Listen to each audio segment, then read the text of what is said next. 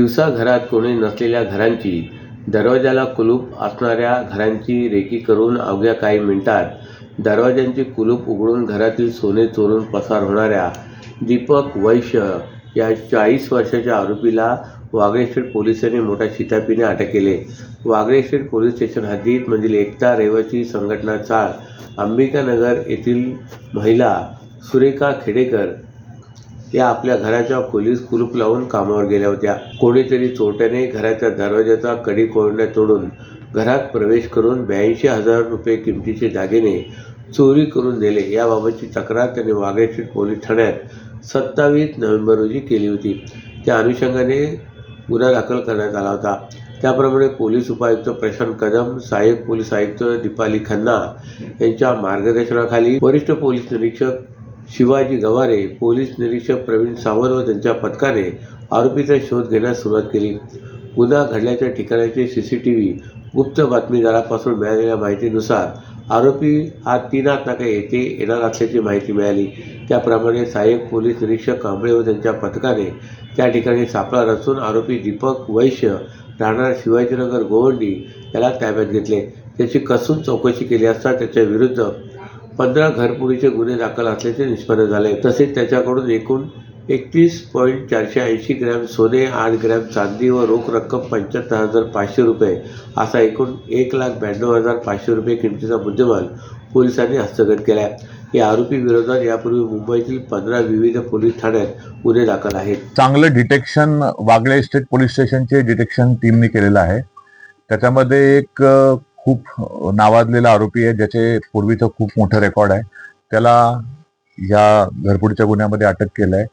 एक 710/25 हा घरफोडीचा 331(3) आणि 305(3) प्रमाणे BNS ऍक्ट प्रमाणे एक गुन्हा दाखल होता. एक 41 वर्षीय महिला होती. तिच्या जी अंबिकानगर राहणारी, तिचे दिवसा 24 तारखेला 24/11/2025 साली तिच्या घरी घरफोडी झाली होती. 24 तारखेला एक गुन्हा होता, त्यानंतर 26 तारखेला आणि 27 तारखेला सलग 3 दिवस 3 घरफोडीचे गुन्हे घडले होते. तर ह्यातला जो मुख्य मेन आरोपी आहे दीपक वैश्य, त्याचं वय 40 वर्ष आहे. तो राहणार शिवाजीनगर गोवंडी इथल्या एरियातला. त्याला आपण या घरफोडीमध्ये अटक केलेत. हा वैश्य हा पूर्वीचा मुंबईचा आणि ठाण्यातला रेकॉर्डवरचा आरोपी आहे. त्याच्यावर जवळपास 20 ते 25 गुन्हे दाखल आहेत.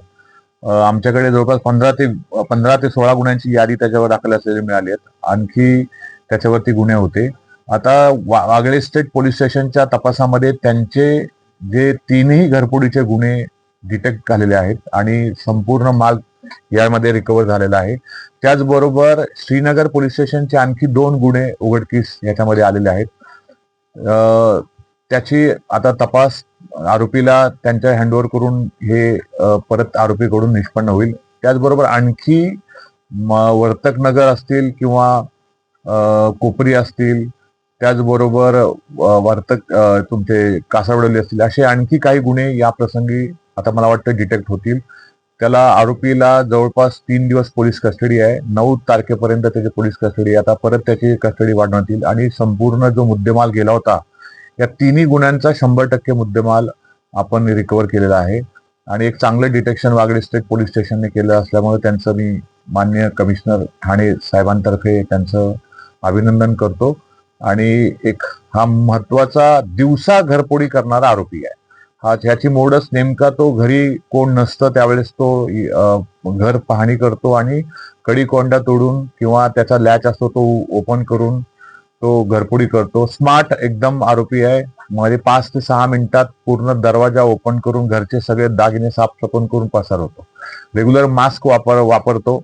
पण तपासामध्ये आपण विविध टेक्निकल अनालिसिस किंवा CCTV फुटेज यावरून या गुन्ह्याला आरोपीला निष्पन्न केलं आणि त्याला 6 तारखेला तो आपल्या हद्दीत परत घरफोडी करण्यासाठी येत असल्याची माहिती मिळाली आणि आपल्या डिटेक्शन टीमने त्याला ताब्यात घेतलेला आहे. प्रदूषण नियंत्रण मिळवण्यासाठी ठाणे महापालिकेने महत्त्वाचा निर्णय घेतला आहे. शहरातील बेकऱ्यांमध्ये लाकूड फाटा जाळण्यास आता बंदी घालण्यात येणार असून त्याऐवजी CNG, LPG इलेक्ट्रिक साधने वापरण्याचे आवाहन करण्यात आले. ठाणे महापालिकेच्या पर्यावरण विभागाने असे आदेशच बेकरी मालकांना दिले. त्यामुळे आता गल्लीबोळात असलेल्या बेकऱ्यांमधून येणारा धूर कमी होण्यास मदत होणार आहे. ठाण्यात गेल्या काही महिन्यांपासून प्रदूषणात वाढ झाली. वायू प्रदूषणाची कारणे वेगवेगळी असली तरी हे प्रदूषण कमी करण्यासाठी महापालिकेच्या प्रदूषण नियंत्रण मंडळाने आपला मोर्चा शहरातील बेकऱ्यांकडे वळवला आहे. पालिका क्षेत्रात 100पेक्षा अधिक लहान मोठ्या बेकऱ्या असून या सर्व बेकऱ्या कोळसा आणि लाकडावर सुरू आहेत. प्रदूषण कमी करण्याच्या दृष्टीने सर्व बेकऱ्यांना इंधन वापरण्याच्या नोटिसा देण्यात आल्या. सर्व बेकरी मालक कसोबत पालिकेच्या वतीने कार्यशाळेचे आयोजन केले होते. या कार्यशाळेला बेकरी मालक, हॉटेल व्यावसायिक, CNG, LPG कंपनीचे प्रतिनिधी, अन्न व औषध प्रशासन यांनी हजेरी लावली होती. शहरात 100पेक्षा अधिक बेकऱ्या आहेत. या सर्व बेकऱ्यांना इंधनामध्ये परावर्तित करणे लवकर शक्य होईल. इंधनामध्ये कसे बदल करायचे, त्याला खर्च किती आहे, यामुळे काय फायदा होणार याची माहिती मालकांना देण्यात आली. ठाण्यातील कुटुंब न्यायालयाच्या आवारात उभ्या असलेल्या कारमध्ये एका 36 वर्षीय विवाहित महिलेवर दोघांनी लैंगिक अत्याचार केल्याची संतापजनक घटना उघड झाली. दोघांपैकी हिरालाल केदार याला अटक केली असून त्याच्या दुसऱ्या साथीदाराचा शोध घेण्यात येत असल्याची माहिती ठाणे नगर पोलिसांनी दिली. या घटनेच्या 3 महिन्यानंतरही ते तिला व्हिडिओ दाखवून ब्लॅकमेल करीत होते. त्यांच्याकडून होणाऱ्या बदनामी आणि ब्लॅकमेलिंगला कंटाळून अखेर या पीडितेने धाडस दाखवत त्यांच्याविरुद्ध गुन्हा दाखल केला आहे. डोंबिवलीतील एका स्पा सेंटरमध्ये ही पीडित महिला कामाला होती. त्या ठिकाणी स्वतःला YouTube पत्रकार असल्याचा दावा करणारे रवी आणि हिरालाल दोघे मसाजसाठी नेहमी येत होते. रवीने 25 ऑगस्ट रोजी रात्री 8:30च्या सुमारास स्पा सेंटरमध्ये जाऊन पीडितेकडून मसाज करून घेतला. त्यानंतर माझा वाढदिवस आहे, केक कापायचा असल्याचा बहाणा करून त्याने पीडितेला बाहेर उभ्या असलेल्या कारमध्ये दिले होते. या घृणास्पद प्रकारानंतर त्यांनी तिला रात्री 11 वाजता रस्त्यावर सोडले. याची कुठे वाच्यता केल्यास तिच्याशी केलेल्या शरीर संबंधाचा व्हिडिओ व्हायरल करू अशी धमकी त्यांनी दिली. बदनामीच्या आणि व्हिडिओ व्हायरल होण्याच्या भीतीने पीडितेने याची तक्रार केली नाही. रवीने 28 नोव्हेंबर रोजी सायंकाळी 4 वाजण्याच्या सुमारास ठाण्याच्या मासुंदा तलाव आणि 3 डिसेंबर रोजी सायंकाळी 4:30 वाजण्याच्या सुमारास कोपिनेश्वर मंदिर या ठिकाणी तिची अश्लील व्हिडिओ व्हायरल करण्याची धमकी दिली. याला कंटाळून अखेर तिने 5 डिसेंबर रोजी ठाणे नगर पोलीस ठाण्यात दोघांविरुद्ध गुन्हा दाखल केला आहे.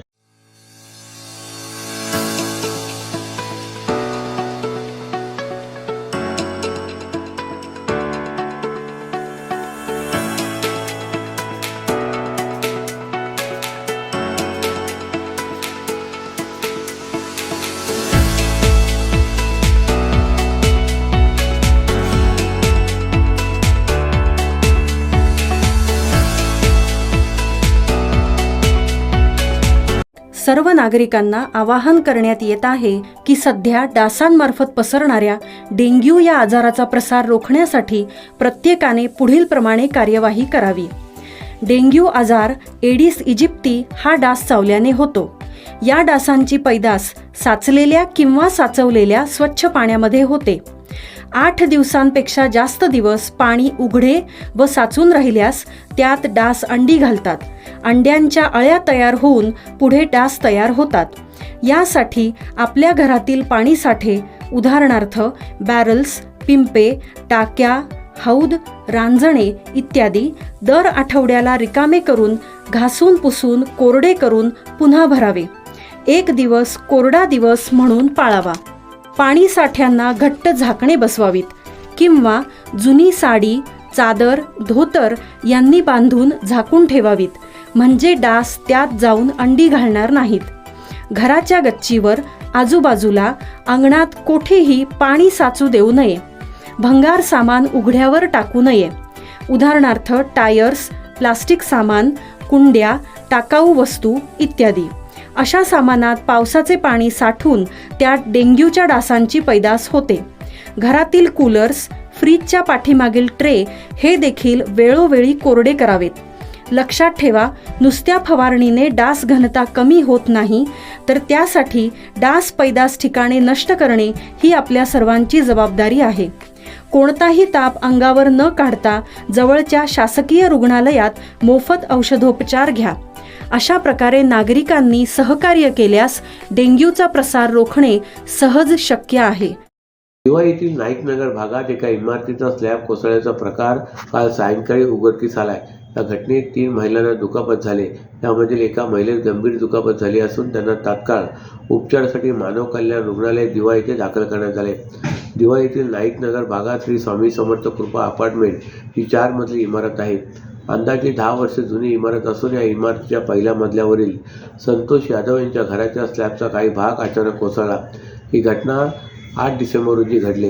या दुर्घटनेत 3 महिलांना दुखापत झाली असून स्नेहा पवार, नेहा पवार, उषा पवार अशी त्यांची नावे आहेत. या महिला झोपलेल्या असताना त्यांच्या अंगावर स्लॅबचा काही भाग कोसळला. या घटनेत स्नेहा पवार यांच्या मानेला व शरीराला दुखापत झाले. त्यांच्यावर दिव्यातील मानव कल्याण रुग्णालयात उपचार सुरू आहेत. नेहा आणि उषा यांना किरकोळ दुखापत झाले.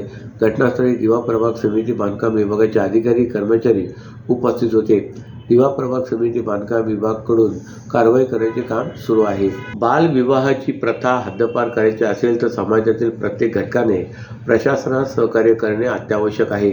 अशा घटना दिसतात 1098 या चाइल्ड हेल्पलाईन क्रमांकावर माहिती द्यावी असे आवाहन ठाण्याचे जिल्हाधिकारी डॉ. श्रीकृष्ण पांचाळ यांनी केले.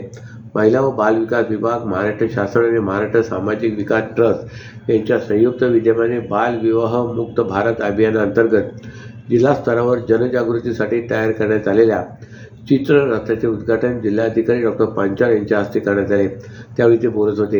यावेळी ठाण्याचे न्यायमूर्ती रवींद्र पादणकर, अपर जिल्हाधिकारी हरिश्चंद्र पाटील, जिल्हा माहिती व बाल विकास अधिकारी नमिता शिंदे, जिल्हा बाल संरक्षण कक्षाचे श्री रामकृष्ण रेड्डी, श्रीमती पल्लवी जाधव, संरक्षण अधिकारी श्रीमती रेखा हिरे यांच्यासह सखी केंद्र, विशेष बाल विकास पोलीस अधिकारी, चाइल्ड लाईन ठाणे सेवा संस्थेचे संस्थापक श्री अशोक पवार, श्री रामेश्वर भाले, वैभव गायकवाड, माहिती अधिकारी प्रवीण डोंगरे, पोलीस प्रशासनाचे अधिकारी तसेच 1ली ते 4थी इयत्तेचे विद्यार्थिनी व अन्य मान्यवर उपस्थित होते. चित्ररथ मोहिमेला हिरवा झेंडा दाखवत जिल्हाधिकारी डॉ. पांचाळ म्हणाले की बालविवाह रोखण्यासाठी समाजात व्यापक जनजागृती होणे गरजेचे आहे. परिसरात कुठेही बालविवाह संबंधित संशयास्पद हालचाली दिसल्यास तात्काळ 1098 वर संपर्क साधून माहिती द्यावी व पुढील सर्व कार्यवाही प्रशासनाकडून करण्यात येईल. तसेच महिला व बाल विकास विभाग, महाराष्ट्र सामाजिक विकास ट्रस्ट, सेवा आणि पोलीस प्रशासन यांनी समन्वयाने आणि 2 पावले पुढे जाऊन हा उपक्रम प्रभावीपणे राबवावा असेही त्यांनी सांगितले.